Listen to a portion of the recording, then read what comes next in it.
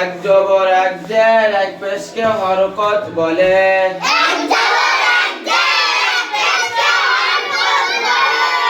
দুই জবর দুই জের দুই পেশকে তানবিন বলে।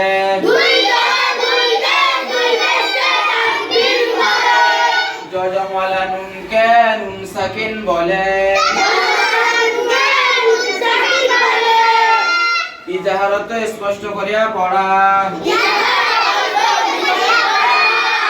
ইজাহারের হরফ 6টি।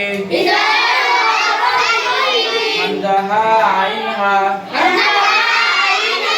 ওয়াইন খ। নুন সাকিন অথবা তানবিনের পরে ইজাহারের 6 হরফের যে কোনো একটি হরফ আসিলে ওই নুন সাকিনে অথবা তানবিনকে ছাড়া স্পষ্ট করিয়া পড়িতে হয়। আনহু ওয়ানহার মিন খাউফ